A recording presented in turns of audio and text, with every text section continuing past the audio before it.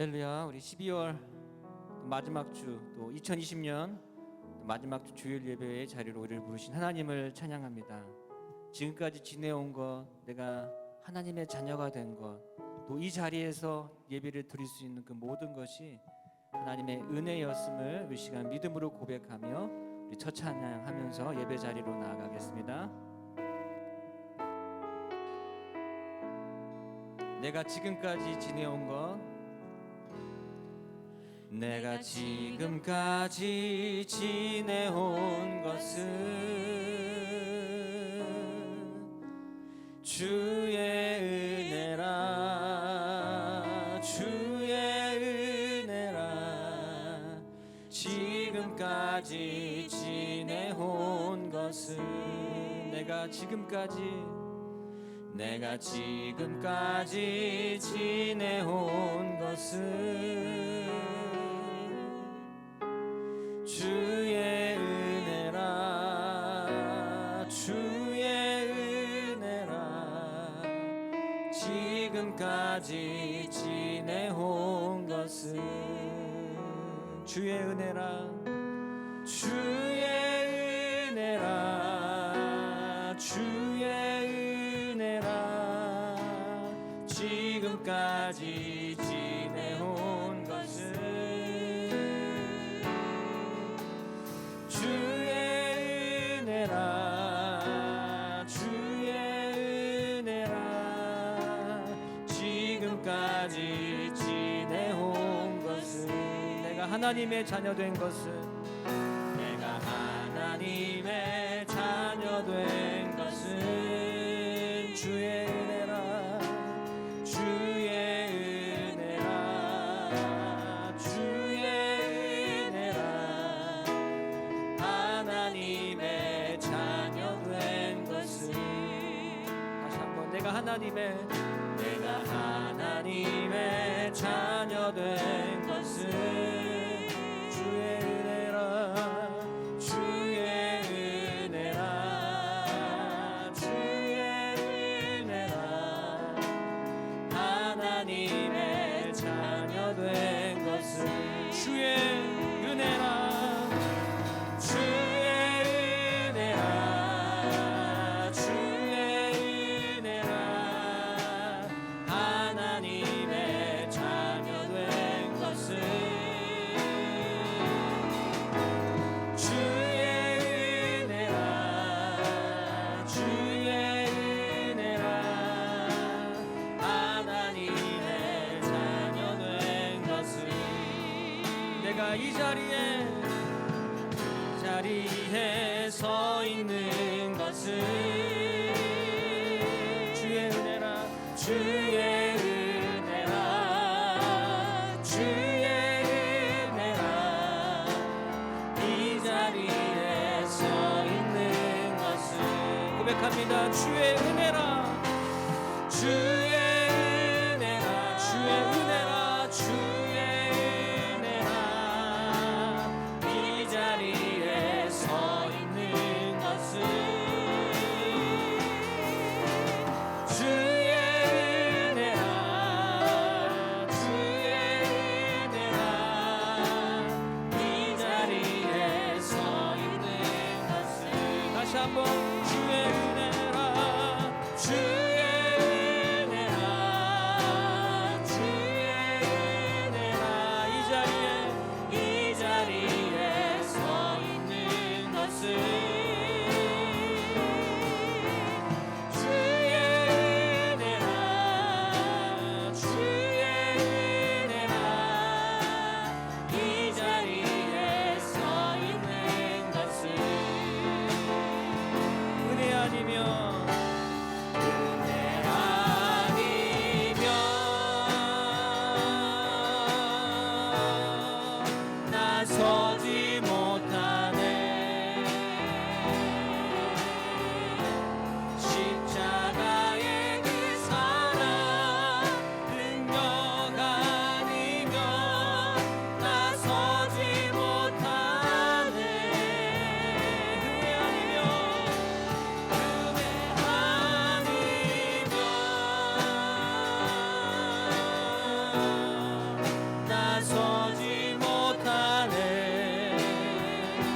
놀라운 주님의 사랑, 놀라운 사랑, 그네 아니면 나서지 못하네. 다시 한번 고백합니다. 그네 아니면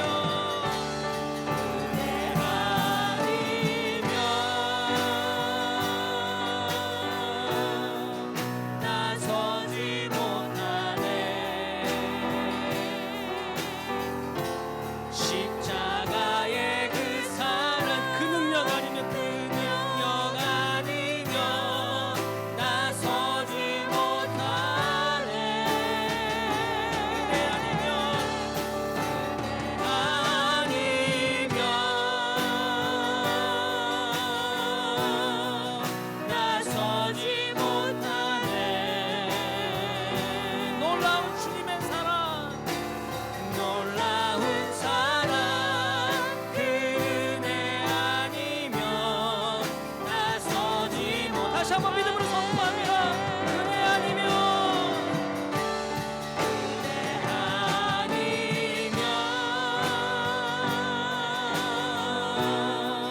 나서지 못하네. 십자가의 그 사랑, 십자가의 그 사랑, 능력 아니면 나서지 못하네. 아니면 나서지 못하네. 놀라운 사랑, 그네 아니면 나서지 못하네.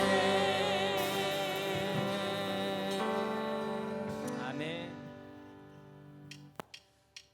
우리 2020년 우리에게 행하신 그 신실하신 하나님의 그 놀라운 그 은혜와 사랑을 우리가 고백하면서 힘차게 박수 치면서 우리 반석 되시는 주님, 우리의 새 생명 되시는 주님을 찬양합시다.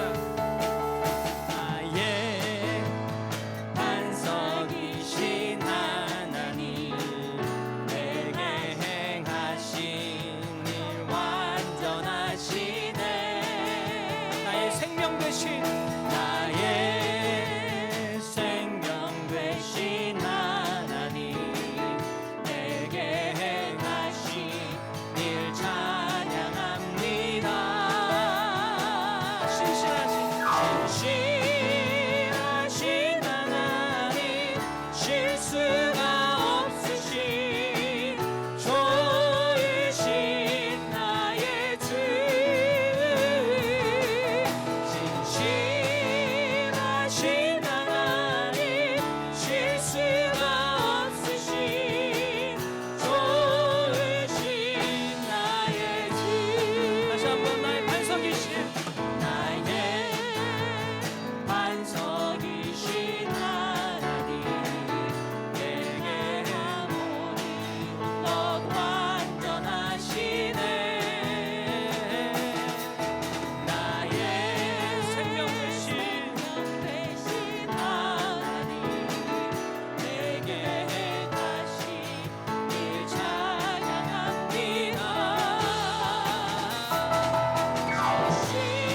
신실하신 하나님, 실수가 없으신 좋으신 나의 주. 신실하신 하나님, 실수가 없으신 좋으신 나의 주. 신실하신 하나님, 신실하신 하나님, 실수가 없으신 좋으신 나의 주. 신실하신 하나님, 실수가 없으신 좋으신 나의 주. 다시 한번 선포합니다. 신실하신 하나님, 실수가 없으신 좋으신 나의 주.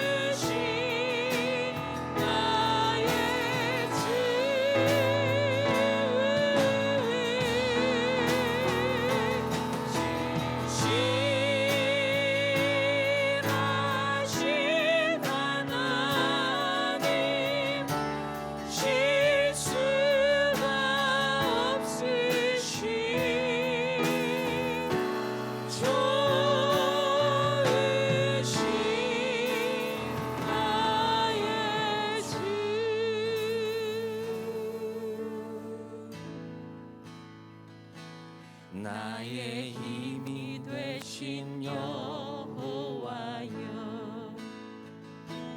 내가 주님을 사랑합니다. 주는 나의 반석이시며 나의 요새시라. 주는 나를 건지시는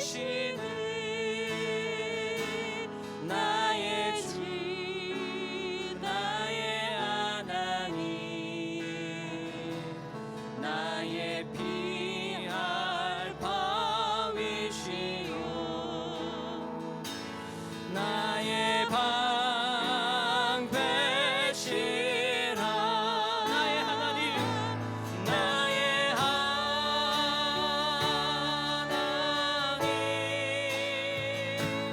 나의 하나님, 구원의 뿌리시요 나의 산성이라. 나의 산성이라. 나의 생명이신 여호와여, 나의 생명이신 여호와여, 내가 주님을 찬양합니다. 주는 나의 사랑이시며 나의 의지시라. 나의 의지시라. 주는 나를 이끄시며 주의 길 인도하시며 나의 생애 목자 되시니 내가 따르리라. 그렇습니다. 나의 하나님, 나의 하나님,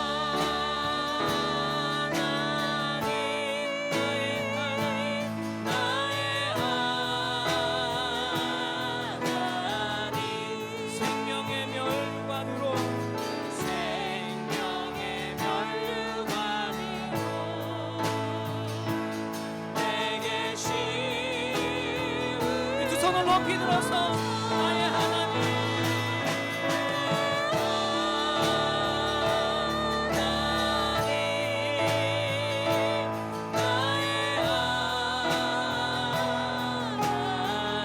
그는 나의 여호와, 그는 나의 여호와, 나의 구세주. 다 같이 일어나서 마지막 찬양 드리겠습니다.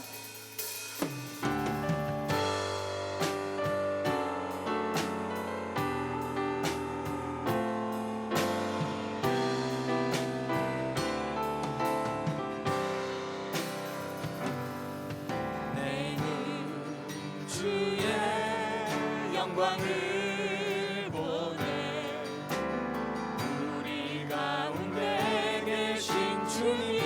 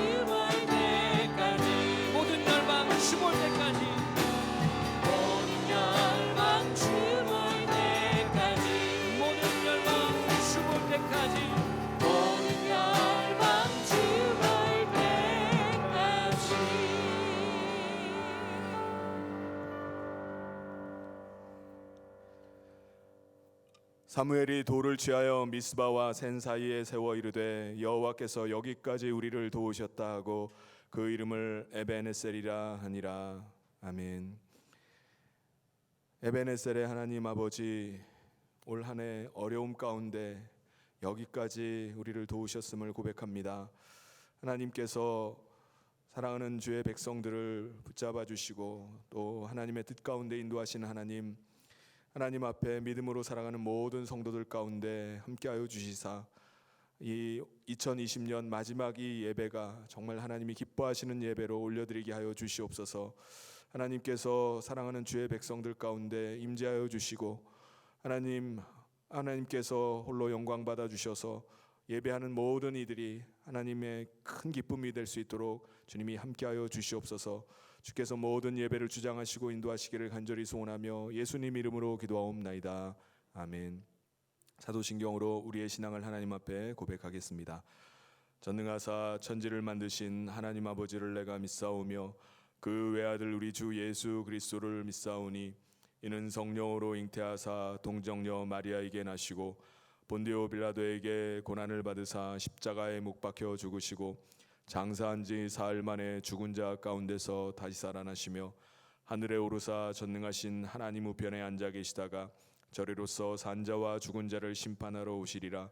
성령을 믿사오며 거룩한 공회와 성도가 서로 교통하는 것과 죄를 사하여 주시는 것과 몸이 다시 사는 것과 영원히 사는 것을 믿사옵나이다. 아멘. 모두 자리에 앉으셔서 우리 찬송가 214장 찬송하겠습니다.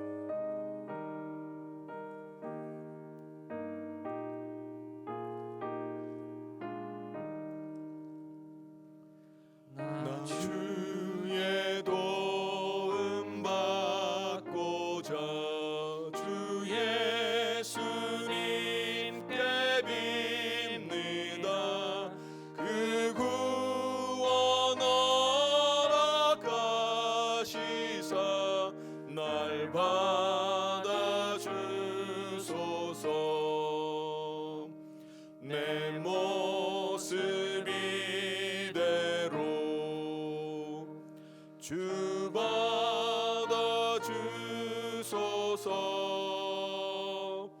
날 위해 돌아가신 주 날 받아 주소서.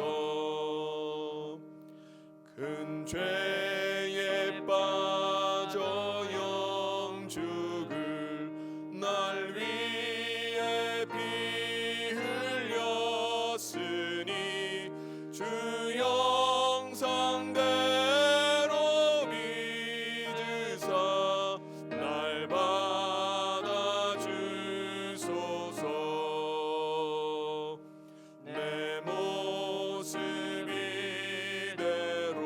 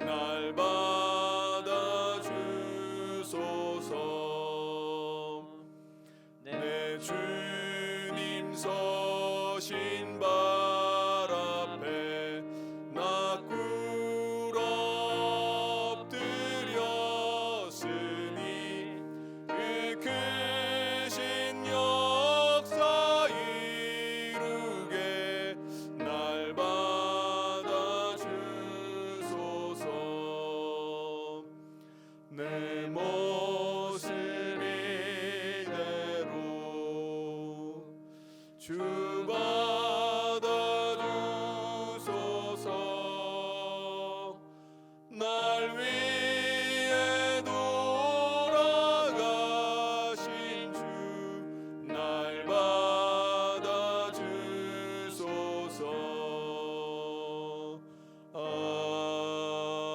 아멘. 이 시간 우리를 대표해서 김광남 장로님 나오셔서 기도 인도해 주시겠습니다.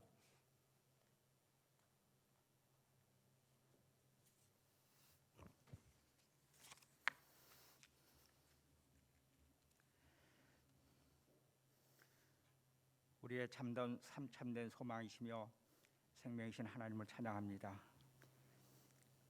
거룩한 주일을 맞아 각 가족과 처소의 예배 자리에 저희를 불러주시고 온전한 마음으로 예배드리게 하심에 감사를 드립니다. 오늘은 2020년 마지막 주일 예배로 주님께 영광을 올려드립니다. 코로나19 확산으로 비록 비대면 예배를 드리지만 새해를 앞두고 예배드리는 이 시간, 회개하는 시간이 되게 하시고 새로운 마음으로 복음 안에서 참다운 그리스도인으로 살기를 다짐하는 귀한 시간이 되게 하여 주시옵소서. 자비로우신 하나님, 저희들 연초에 세웠던 많은 계획들과 기도의 제목들 이제 한 해를 되돌아보면 어느 것 하나 제대로 주님께 내어놓을 것이 없는 부끄러운 삶이었음을 고백합니다. 코로나19를 핑계로 예배를 소홀히 하기도 하고 하나님을 온전히 신뢰하지 못하고 온갖 헛된 걱정과 근심으로 보낸 저희들을 주님 용서하여 주시옵소서. 세상의 모든 것들이 다 하나님의 것임을 깨닫게 하시고 우리가 무엇을 하든지 하나님의 뜻에 집중하면서 주님만을 의지하며 능력 있는 삶을 살아가는 저희들 되게 하여 주시옵소서. 때를 따라 필요한 은혜를 베푸시는 하나님, 저희들 주님 앞에 너무나 부족하지만 그래도 금년 한 해 이 어려운 상황 속에서도 우리 교회와 성도들을 이끌어 주시고 지켜주시는 은혜에 감사를 드립니다. 어렵고 힘들 때마다 이길 힘을 주시고 피할 길을 주신 하나님께 저희들 새해에는 더욱더 하나님을 신뢰하는 믿음으로 견고히 서게 하시고 하나님께서 기뻐하시는 믿음의 공동체가 되도록 인도하여 주시옵소서. 새해에는 모든 성도들의 삶이 더욱더 믿음으로 성숙하게 하시고 열매 맺는 신앙으로 주님이 기뻐하시는 예배자의 삶을 살게 하여 주시옵소서. 하나님 아버지,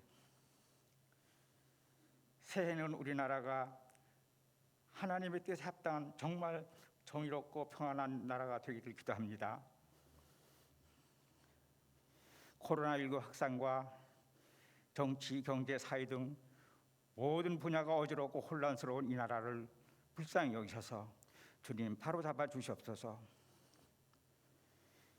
바이러스 치료제와 백신이 하루속히 마련되게 하셔서 전염병의 공포로부터 속히 벗어나게 하시고 또한 하나님께서 주권적으로 역사하셔서 이 나라가 주님의 공의로운 나라로 바로 설 수 있도록 인도하여 주시옵소서. 하나님 아버지, 선교 현지 상황으로 일시 귀국하여 준비 중이신 선교사님들과 그 가정을 지켜주시옵소서. 하루속히 코로나19 전염병이 소멸되고 현지 사정이 회복되어서 선교지 복귀와 새로운 사역이 순조롭게 이루어지도록 주님 도와주시옵소서. 특별히 미얀마 개혁신학교 건축이 은혜 가운데 잘 마무리되게 하시고 복음 전파에 크게 쓰임받는 신학교로 세워주시옵소서. 또한 이를 위해 수고하시는 백운영 원로 목사님, 신명희 사모님 건강 지켜주시고 주님이 늘 함께하여 주시옵소서. 담임 목사님과 교육자님들을 위해 기도합니다. 날마다 영육간의 강건함을 허락하여 주시고 성령 충만케 하셔서 이 어려운 시대에 맡겨주신 귀한 사명 잘 감당케 하여 주시옵소서. 사랑에 많으신 하나님, 이 시간 질병으로 고통받는 성도들을 치료하여 주시고 물질과 생업과 진로의 어려움으로 힘들어하는 성도들에게 갈 길을 열어주시며 주님이 주시는 평안과 담대함으로 모든 난관을 잘 이겨나가게 하여 주시옵소서. 이 시간 말씀 전하시는 백성균 담임 목사님에게 성령의 능력을 더해 주시고 말씀이 선포될 때 우리 심령 가운데 도전이 있게 하시고 치유와 회복 있게 하여 주시옵소서. 찬양대를 비롯한 예배를 위해 헌신하는 성김의 손길들 주님 기뻐 받으시고 예배 가운데 홀로 영광 받으시옵소서. 예배의 시종을 주님께 의탁하며 우리를 구원하신 예수님 이름으로 기도드립니다. 아멘.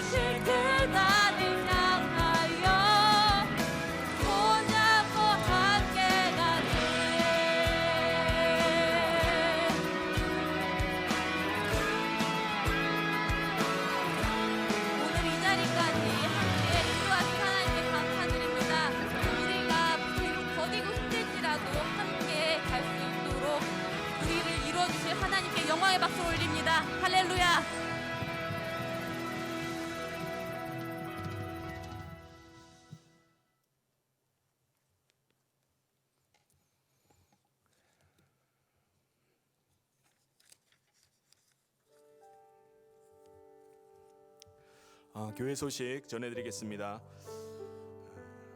지금 사회적 거리두기 2.5단계 수칙에 따라서 우리 주일 예배를 온라인 비대면 예배로 함께 드리고 있습니다. 수요 예배나 금요 기도회, 새벽 기도회는 현장 예배와 또 온라인 예배를 병행해서 함께 드리겠습니다.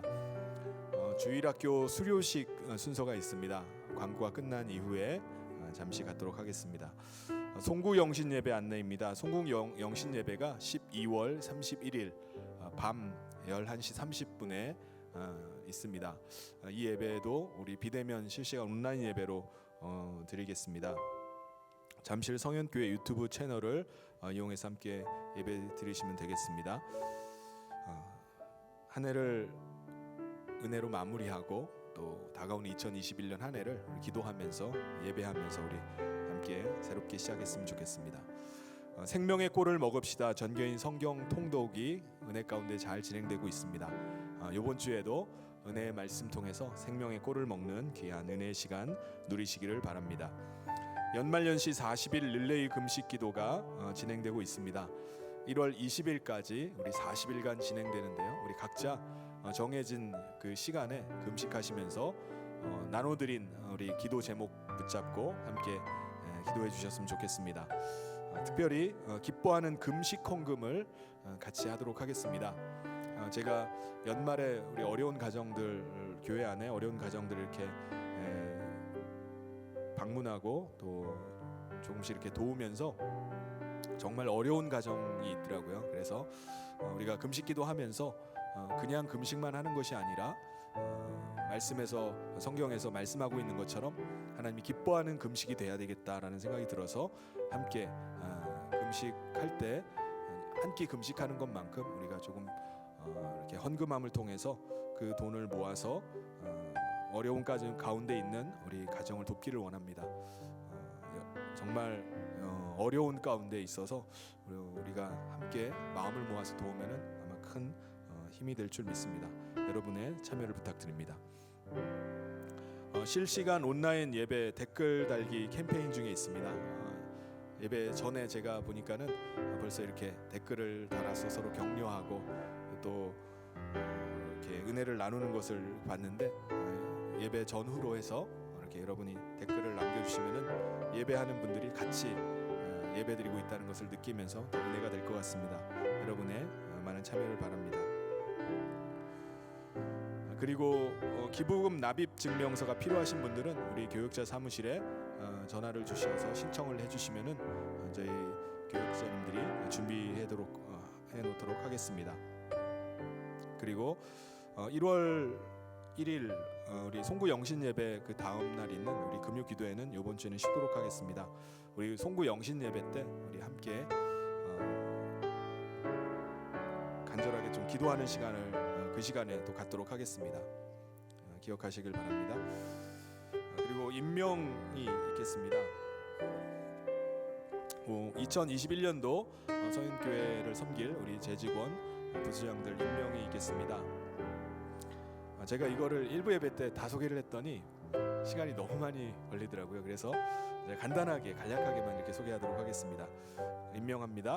우리 재직원의 우리 남자 서리 집사의 기존 임명 받으셨던 분들 포함해서 우리 새로 송재은 우리 집사님을 서리 집사로 임명합니다. 그리고 여자 서리 집사로 기존에 임명 받으신 분들 외에 또 우리 최윤정 집사님을 서리 집사로 임명합니다. 우리 목장으로는 작년 올해 임명 받으셨던 분들을 계속 유임하도록 합니다. 특별히 마을장은 우리 이소연 집사님, 이마을장은 박정민 권사님, 3마을장은 강난영 권사, 4마을장은 박미영 권사님 임명하고요. 목자님들 가운데 15목장이 목자님 섬기시다가 내려놓게 되셔서 공석이 됐습니다. 우리 15목장을 위해서 우리 함께 기도해 주시길 바랍니다. 그리고 주일학교 교사로 유치부, 유초등부, 청소년부, 청년부 우리 지금 명단이 나와 있는데 자세한 건 홈페이지를 통해서 여러분 확인하실 수 있겠습니다. 올해 섬겼던 분들을 계속 유임해서 섬깁니다.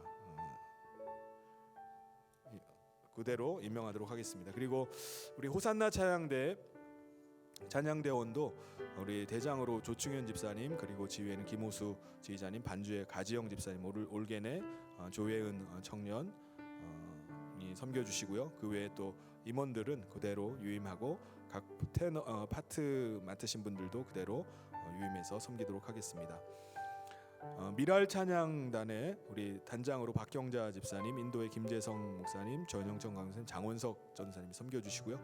특별히 우리 싱어 중에 신미지 집사님께서 싱어로 섬겨주시겠습니다. 그리고 각 사역국 부장들이 또 임명이 되는데요.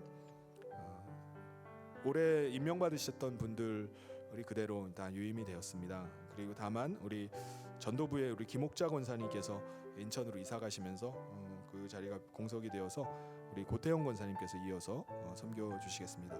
올 한해 2020년 코로나로 인해서 거의 모이질 못하고 올 한해가 이렇게 지나갔는데 2021년 새로 임명되신 분들 정말 하나님께서 귀한 직분을 맡겨주셨으니 충성되이 잘 섬기고 또 하나님께서 주시는 은혜와 복을 누리는 우리 모든 재직과 또 모든 부서장 섬기는 우리 사역자들 되시기를 주님의 이름으로 축원합니다.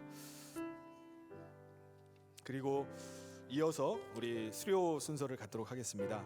매년 우리 수료식 순서를 진행하면서 다 앞에 나와서 또 수료증도 나눠주고 또 격려하고 또 같이 축하하는 시간도 가졌는데 이번에는 비대면이기 때문에 우리 간단하게 호명하고 같이 축복하는 시간만 갖고 수료 순서를 갖도록 하겠습니다.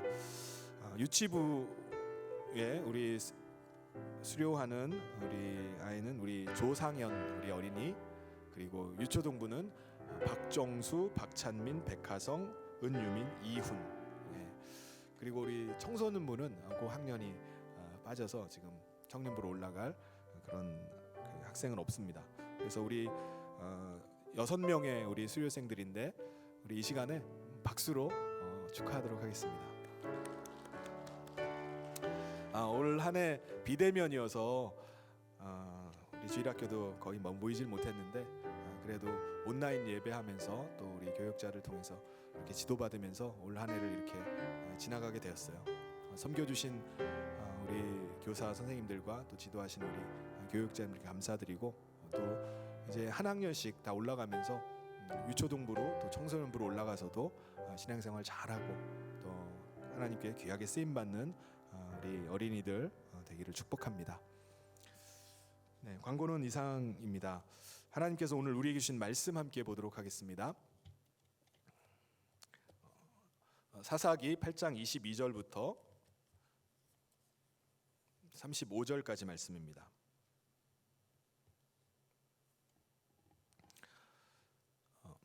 그때 이스라엘 사람들이 기드온에게 이르되 당신이 우리를 미디안의 손에서 구원하셨으니 당신과 당신의 아들과 당신의 손자가 우리를 다스리소서 하는지라. 기드온이 그들에게 이르되 내가 너희를 다스리지 아니하겠고 나의 아들도 너희를 다스리지 아니할 것이요 여호와께서 너희를 다스리시리라 하니라. 기드온이 또 그들에게 이르되 내가 너희에게 요청할 일이 있으니 너희는 각기 탈취한 귀고리를 내게 줄지니라 하였으니 이는 그들이 이스마엘 사람들이므로 금귀고리가 있었음이라. 무리가 대답하되 우리가 즐거이 드리리이다 하고 겉옷을 펴고 각기 탈취한 귀고리를 그 가운데 던지니 기드온이 요청한 금귀고리의 무게가 금 1700세겔이요 그 외에 또 초승달 장식들과 폐물과 미디안 왕들이 입었던 자색 의복과 또 그 외에 그들의 낙타목에 둘렀던 사슬이 있었더라. 기드온이 그 금으로 에봇 하나를 만들어 자기의 성읍 오브라에 두었더니 온 이스라엘이 그것을 음란하게 위함으로 그것이 기본과 그의 집에 올무가 되니라. 미디안이 이스라엘 자손 앞에 복종하여 다시는 그 머리를 들지 못하였으므로 기드온이 사는 40년 동안 그 땅이 평온하였더라. 요아스의 아들 여룻바알이 돌아가서 자기 집에 거주하였는데 기드온이 아내가 많으므로 그의 몸에서 낳은 아들이 70명이었고 세겜에 있는 그의 첩도 아들을 낳았으므로 그 이름을 아비멜렉이라 하였더라.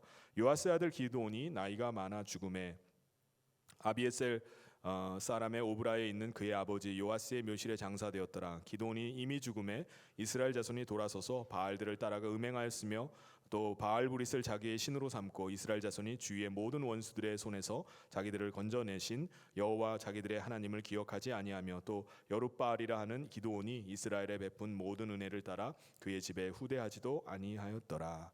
아멘.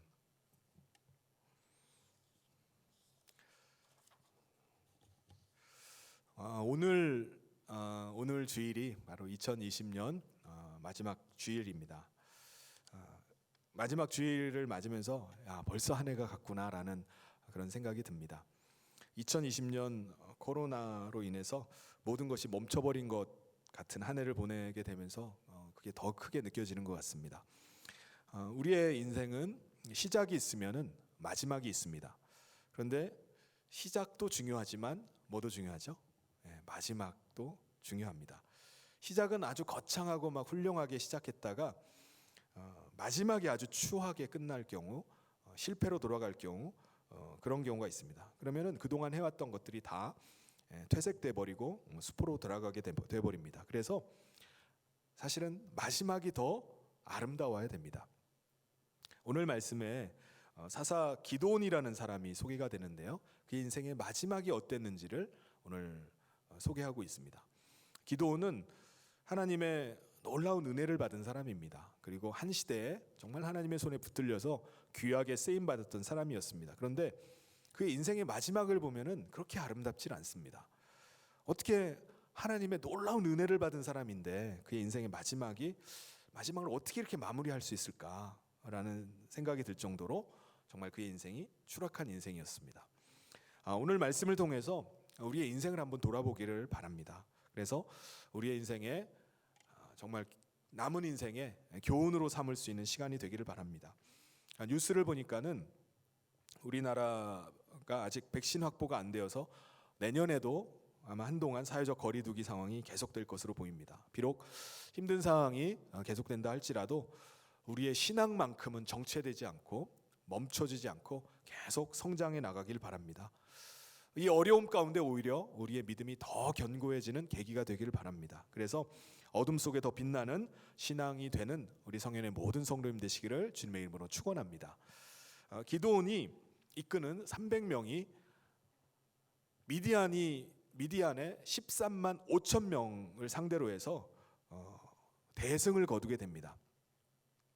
그러자 이스라엘 백성들이 미디안과의 전쟁에서 큰 승리를 거두고 돌아온 기드온을 어떻게 하려고 하죠?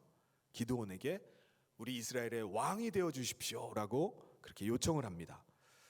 22절에 보면 그때 이스라엘 사람들이 기드온에게 이르되 당신이 우리를 미디안의 손에서 구원하셨으니 당신과 당신의 아들과 당신의 손자가 우리를 다스리소서 하는지라.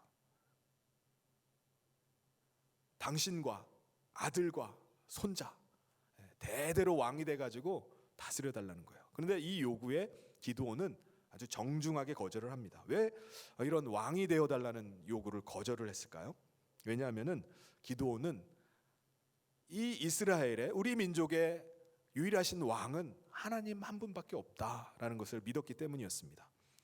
우리의 왕은 하나님 한 분이십니다. 제가 어떻게 왕이 되겠습니까? 라고 백성들의 요구를 정중하게 거절한 것이었습니다.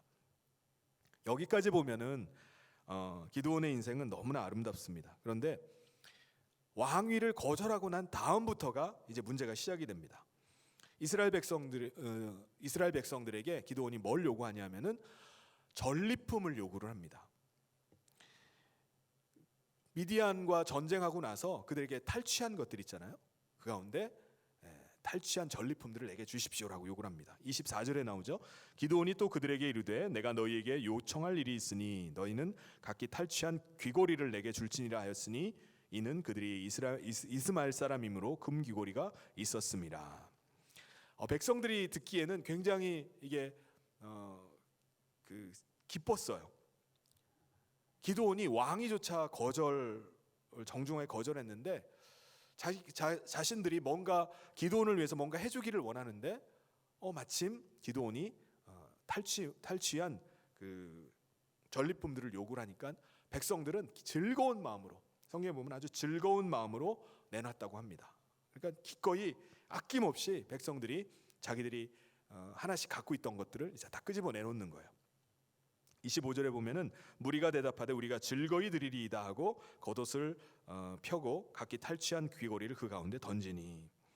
백성들이 탈취한 것들을 내놨는데 얼마나 그들이 내놨을까요? 26절에 보면은 초승달 장식, 뭐 폐물, 미디안 왕이 입었던 자색 옷, 뭐 낙타목에 거는 그 뭐 쇠사슬 뭐 이런 것들을 내놓고요. 특별히 금귀고리가 많이 나왔는데 금귀고리가 1700세겔이 나왔다고 합니다. 백성들이 1700세겔이나 되는 금을 가지고 온 거예요. 금 1700세겔이면요. 단위를 환산하면 1세겔이 11.4g이라고 합니다. 이거를 킬로그램으로 바꾸면은 약 20kg나 되는 금을 가지고 온 거예요. 어마어마한 금을 가져왔습니다. 27절에 보면은 기드온은요, 백성들이 가지고 온 그 금 20kg를 가지고 황금 에봇을 만들었다고 말씀합니다. 27절에 기드온이 그 금으로 에봇 하나를 만들어 자기의 성읍 오브라에 두었더니. 에봇이라는 게 뭐죠? 대제사장이 성막에서 제사를 드릴 때, 또 하나님의 뜻을 구하면서 하나님 앞에 나갈 때 그때 입었던 옷이 에봇입니다.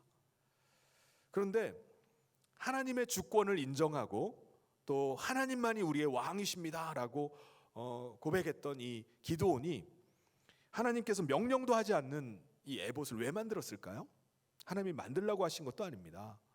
근데 금을 모으더니 에봇을, 황금 에봇을 만든 거예요. 오늘 말씀에는 기드온이 왜 그걸 그 백성들에게 황금을 모아가지고 에봇을 만들었는지 명확한 이유는 나오지 않지만 아마 미디안과의 그 전쟁에서 대승을 거뒀잖아요. 그러니까 그 대승을 거둔 기념으로 그들에게 뺏은 전리품 가지고 뭔가를 하나 만들어야 되겠다, 기념물을 남겨야 되겠다라고 해서 황금 에봇을 만들었던 것 같습니다.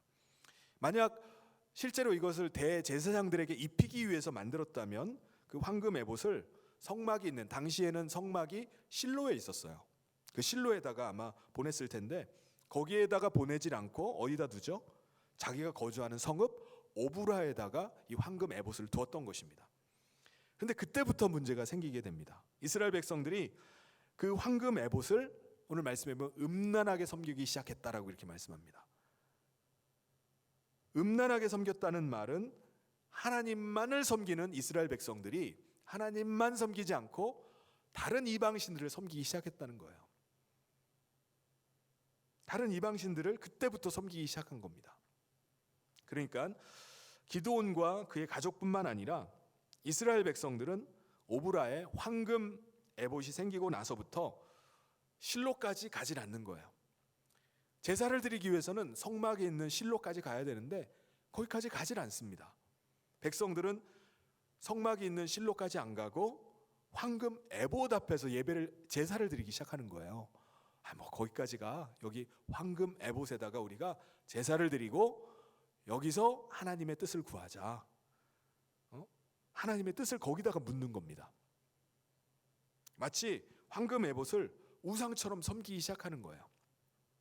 그래서 황금 에봇이 기드온과 그 집에 올무가 되었다라고 성경은 말씀합니다. 올무가 뭐죠? 덫을 말합니다. 덫. 그러니까 황금 에봇이 백성들로 하여금 우상 숭배에 빠져들게 하는 덫이 돼 버렸어요.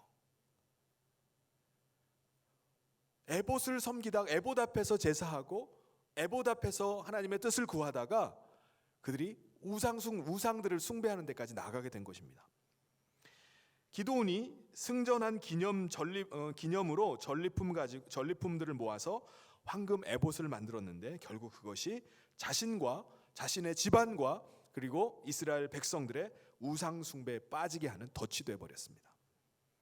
여러분, 여기서 우리가 깨닫게 되는 것은 뭘까요? 사탄은 언제나 은혜 받고 난 다음에 은혜 받고 난 그 뒷자리를 노린다는 것입니다.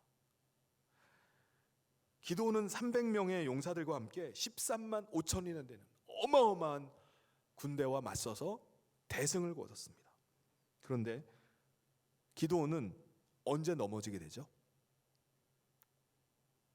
전쟁에서 승리하고 난 다음에, 정말 하나님의 기적 같은 놀라운 은혜를 체험하고 난 다음에 그가 넘어지게 됩니다. 왕의 유혹은 그가 이겨냈어요. 백성들이 왕 삼자라고 할 때 하나님만이 왕이십니다라고 하면서 거절했습니다. 그런데 그래도 뭔가 기념물 하나는 있어야 되지 않을까? 그 유혹은 이기지 못했어요. 그래서 결국은 그 황금 에봇을 만들었는데 그것이 우상이 되어버리고 말았던 것입니다. 그러니까 이 일이 언제 일어난 거죠? 기드온이 전쟁에 대승하고 난 다음에, 하나님의 큰 은혜를 체험하고 난 다음이었습니다. 사탄 마귀는 언제나 은혜 받고 난 다음에, 은혜 받고 난 그 뒷자리를 노리고 있습니다. 다시 말해서 우리가 은혜 받으면은 그 은혜를 간직하지 못하도록, 은혜 받고 나면은 그 은혜를 받았다 할지라도 아무리 큰 은혜를 받아도 그 은혜를 다 삽시간에 쏟아 부으도록 사탄은 그때부터 더 집요하게 공략하고 유혹해 나가기 시작하는 것입니다. 여러분 아마 많이 경험하셨을 거예요. 여러분 어느 때든 어느 예배든지 뭐 어느 집회에 참석하든지 어느 순간에 우리가 은혜 받을 때가 있어요. 야, 내가 이렇게 살아야 되겠다.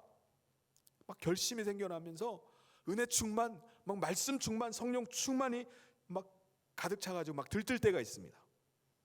근데 그때부터 이상하게 은혜를 쏟아버릴 일들이 갑자기 막 생기기 시작하는 거예요. 그러면 내가 언제 은혜 받았냐는 듯이 싶을 정도로 은혜를 3시간에 다 쏟아버립니다. 이렇듯이 사탄은 은혜 받은 뒤, 은혜의 뒷자리를 노리고 있는 거예요. 그러므로 우리가 은혜를 받으면 뭘 생각해야 될까요? 아, 그렇구나. 내가 이 은혜를 유지하지 못하도록, 내가 받은 이 은혜를 한꺼번에 다 부어버리도록 사탄이 은혜의 뒷자리를 노리고 있구나. 조심해야 되겠구나 라고 우리가 생각을 해야 됩니다. 여러분 베드로를 한번 보세요. 베드로는 인류 역사에 정말 위대한 신앙 고백을 합니다. 주는 그리스도시요 살아계신 하나님의 아들이십니다. 이 고백을 해요. 근데 베드로가 이 고백을 했을 때 예수님께서 베드로에게 뭐라고 말씀하시죠? 마태복음 16장 17절 18절에 보면은 바요나 시몬아 내가 복이 있도다. 내가 이 반석 위에, 이 고백 위에 내 교회를 세우리니 음부의 권세가 이기지 못하리라.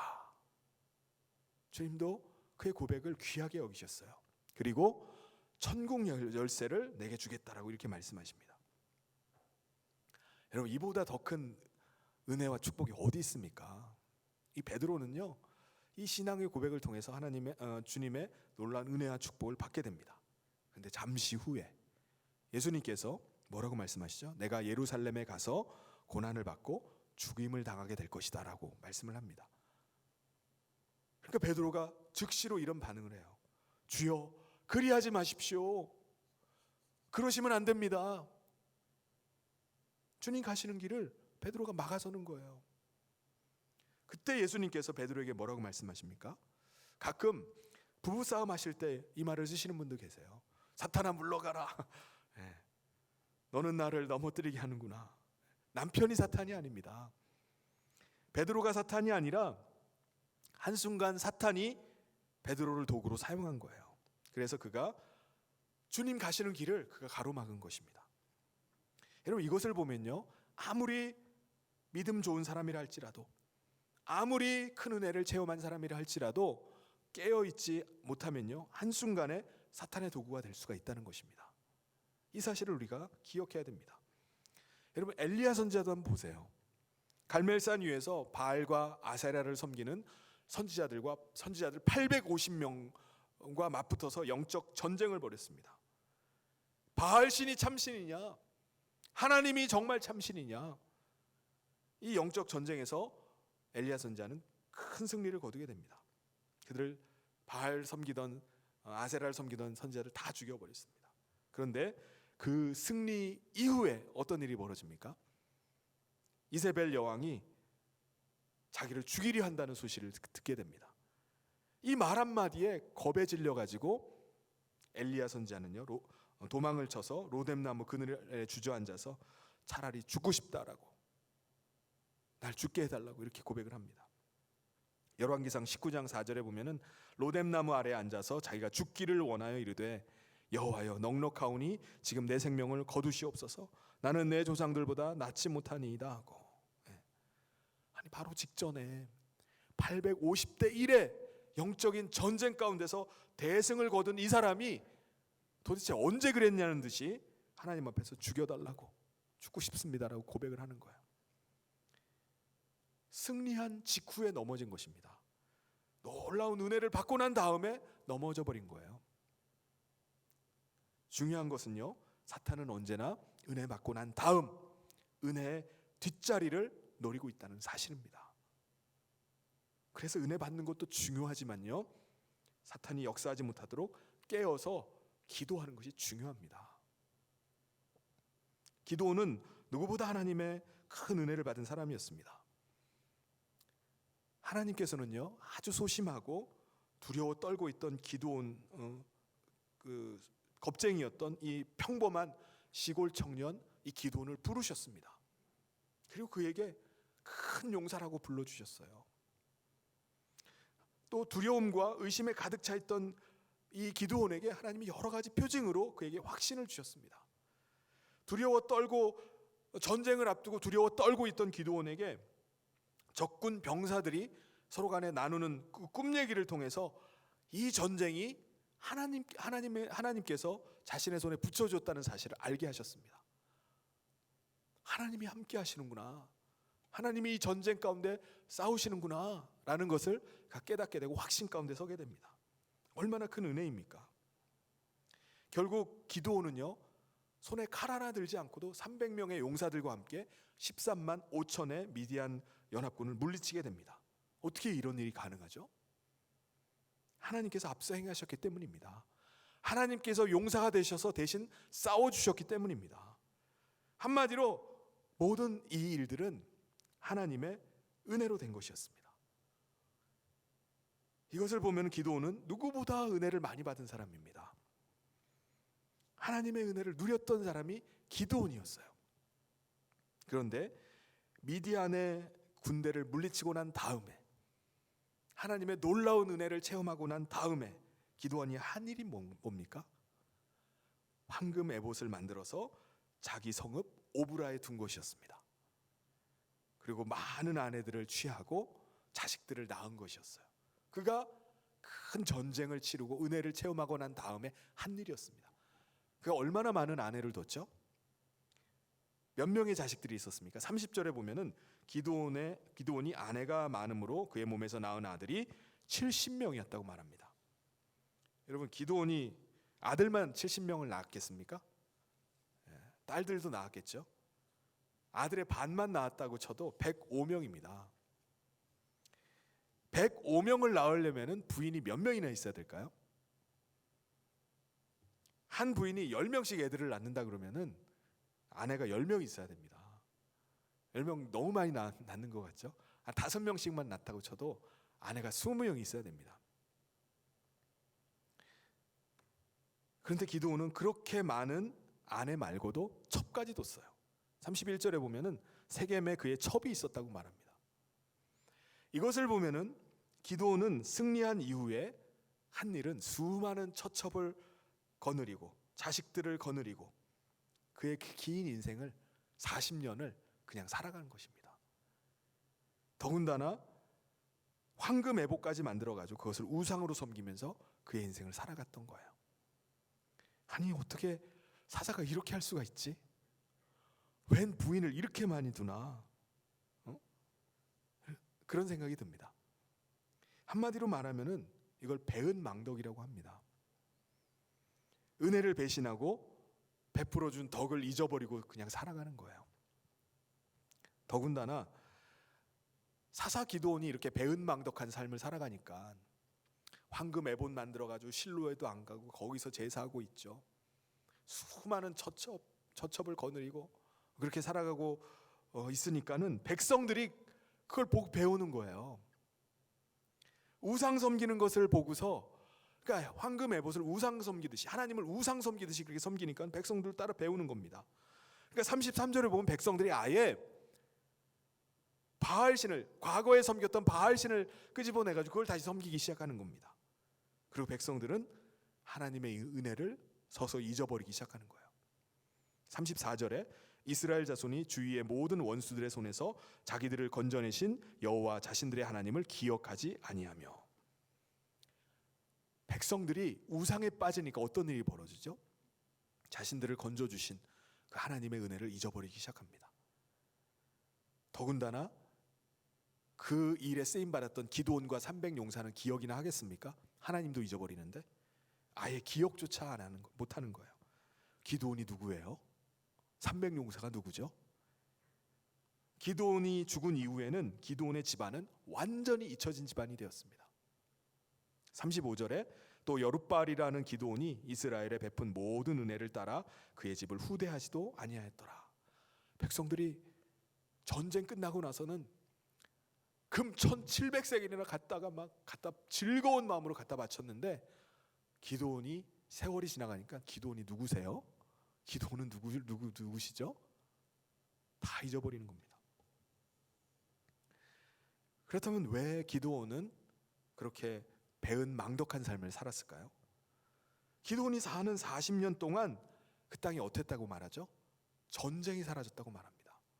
그 땅이 평온했다고 말씀해요. 28절에 미디안이 이스라엘 자손 앞에 복종하여 다시는 그 머리를 들지 못하였으므로 기드온이 사는 40년 동안 그 땅이 평온하였더라.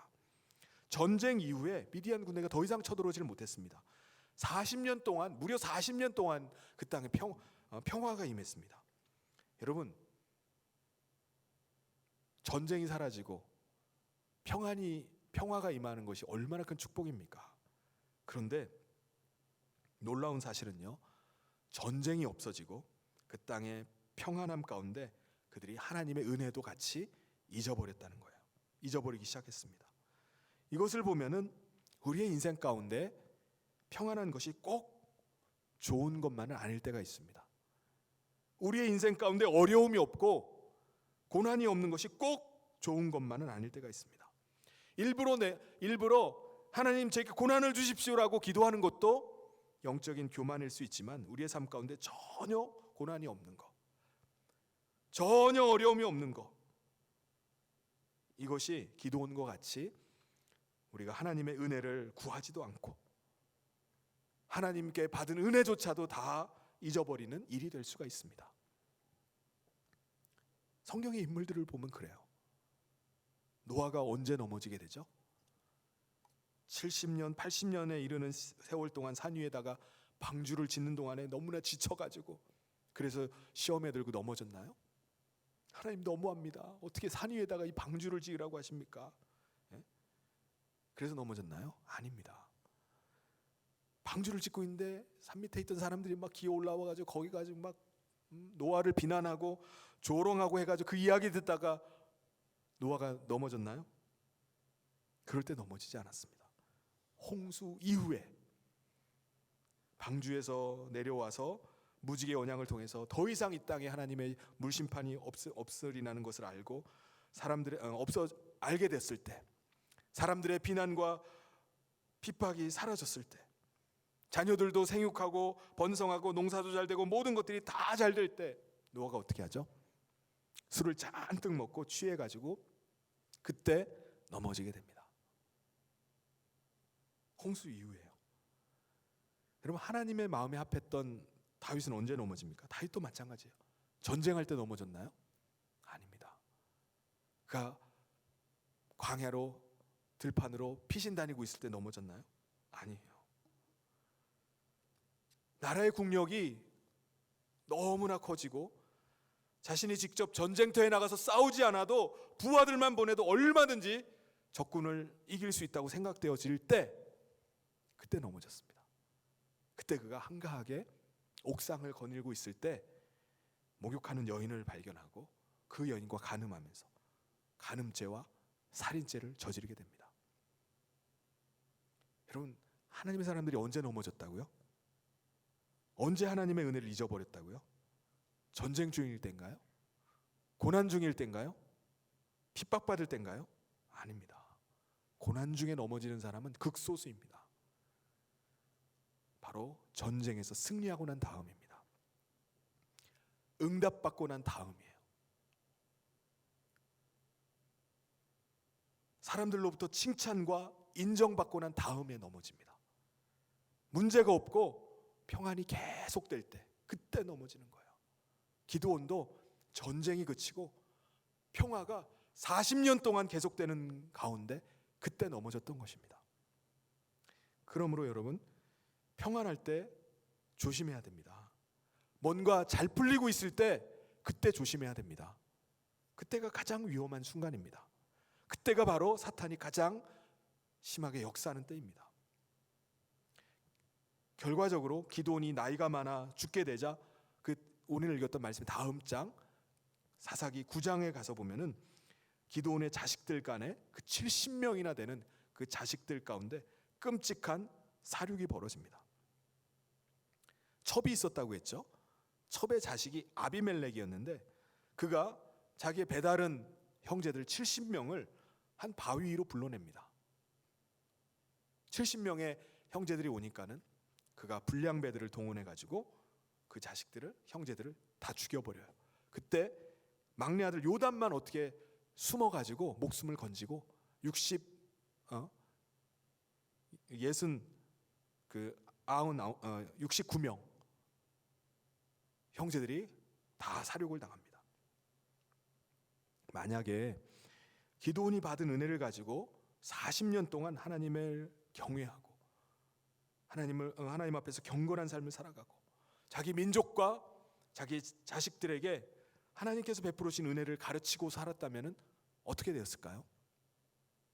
자식들과 백성들이 하나님을 잊지 않고 잊어버리고 바알신을 섬기면서 살았겠습니까? 아닙니다. 자식들 간의 사륙이 벌어져 가지고 자식들 69명을 한꺼번에 잃어버리는 일이 일어났겠습니까? 아닙니다. 그런 일이 일어나지 않았을 거예요. 그렇다면 여러분, 오늘 여러분은 어떤 인생을 살고 계십니까? 하나님의 은혜를 간직하고 그걸 붙잡고 살아가고 계십니까? 하나님께서 우리 가정에, 우리 인생에 베풀어 주신 은혜를 자녀들에게 가르치면서 살아가고 계십니까? 그래서 우리 자녀들도 하나님의 은혜를 기억하고 하나님의 은혜를 감사하면서 살아가고 있습니까? 만약에 우리가 자녀들에게 하나님의 은혜를 가르치지 않고 우리 자신조차도 배은 망덕한 삶을 살다가 우리가 이 세상을 떠나게 된다면 우리의 자녀들도 이스라엘 백성들처럼 하나님을 잊어버리고 우상을 섬기면서 살게 될 것입니다. 그러므로 여러분, 나와 내 자녀를 위해서라도 하나님의 은혜를 잊지 마십시다. 나와 내 자녀들을 위해서라도 하나님을 경외하면서 살아갈 수 있기를 바랍니다. 여러분, 이 땅에 우리의 생은 그렇게 길지 않습니다. 우리가 나이가 들어서 비록 주름은 늘어나고 흰머리가 계속해서 생겨난다 할지라도 우리의 어린 시절을 기억해 보면 어린 시절은 엊그제 같지 않습니까? 어린 시절 친구들을 만나면 그때 그 시절로 그냥 돌아가 버리는 것 같아요. 세월이 그렇게 많이 흘렀는데도 그 시절이 그냥 엊그제 같이 느껴집니다. 그 오랜 시간이 얼마나 빨리 지나갔습니까? 이렇듯 우리의 남은 시간도 길지 않을 것입니다. 길지 않아요. 언젠가 우리 모두에게 인생의 마지막이 올 것입니다. 여러분, 우리의 인생의 마지막은 아름다워야 됩니다. 우리의 인생의 마지막이 추함으로 끝난다면 얼마나 그 전 인생이 부끄러운 인생이겠습니까? 한 사람에 대한 진정한 평가는 죽음과 함께 이루어진다는 말이 있습니다. 저는 이 말에 동의해요. 어떤 사람도 그 눈을 감기 전까지 우리는 평가를 할 수가 없습니다. 마지막을 봐야 돼요. 그렇다면 여러분이 이 세상을 떠나는 그날에 여러분의 사랑하는 아내, 사랑하는 남편이 여러분들을 어떻게 평가할까요?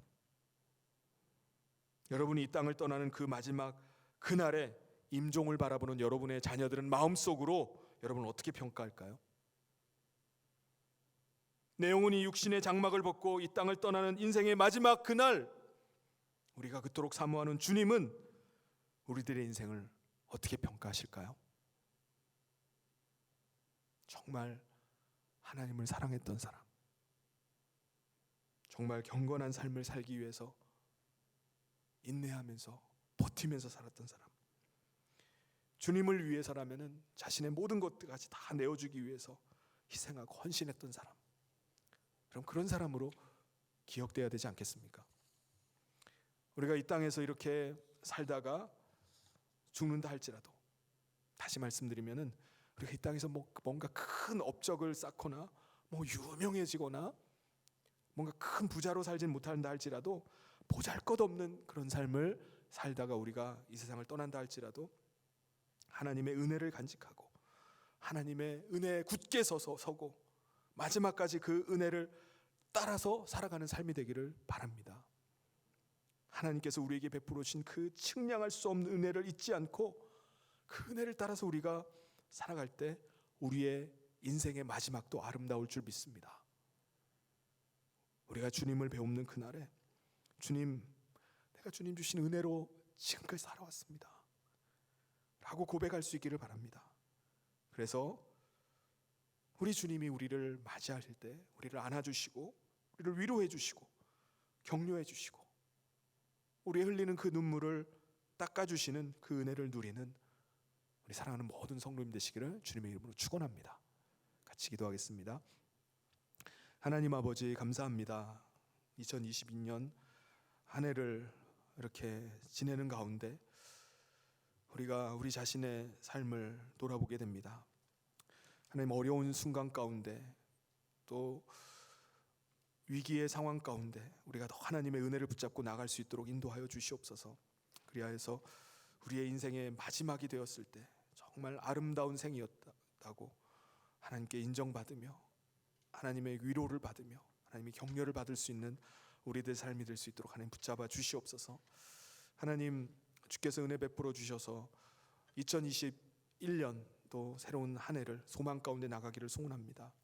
우리의 인생의 시간이 언제까지일지 알지 못하지만은 우리가 받은 은혜를 가지고 은혜에 굳게 서서 달려나가는 저희들의 삶이 되게 하여 주시옵소서.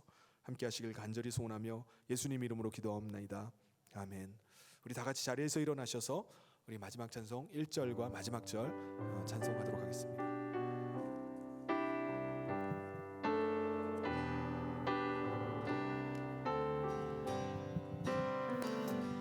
나 가나안 땅 귀한 성에 들어가려고 내 무거운 짐 벗어버렸네. 재중에 다시 방황할 일 전혀 없으니 저 생명 시냇가에 살겠네. 길이 살겠네, 나 길이 살겠네. 저 생명 시냇가에 살겠네. 길이 살겠네, 나 길이 살겠네. 저 생명 시냇가에 살겠네. 내 주린 영혼 만나로서 먹여주시니 그 양식 내게 생명 되겠네. 이후로 생명 양식 주와 함께 먹으며 저 생명 시냇가에 살겠네. 길이 살겠네, 나 길이 살겠네. 저 생명 시냇가에 살겠네. 길이 살겠네, 나 길이 살겠네. 저 생명 시냇가에 살겠네. 함께 기도하겠습니다. 하나님, 감사합니다. 이 시간 하나님을 예배하며 귀한 예물을 하나님 앞에 올려드린 손길들이 있습니다. 하나님, 이 물질의 귀한 헌신을 기억하여 주시고 그 삶을 축복하여 주시옵소서. 올 한 해도 하나님께서 어려운 상황이지만 채워주시고 공급하시고 인도하신 하나님 앞에 믿음으로 맡기고 의뢰하는 사랑하는 백성들의 삶을 하나님 인도하여 주시고 형통케 하여 주시옵소서. 때를 따라 공급하신 하나님의 은혜를 날마다 누리며 살아갈 수 있도록 하나님 붙잡아 주시옵소서. 여러 가지 어려운 상황 가운데 절망하지 않고 하나님을 소망하며 믿음 가운데 나가 승리하는 삶을 살아가는 우리 모든 성도님 될 수 있도록 인도하여 주시옵소서. 감사하며 예수님 이름으로 기도하옵나이다. 아멘. 이 시간 축도는 우리 원로 목사님 나오셔서 축도해 주시고 예배를 마치도록 하겠습니다.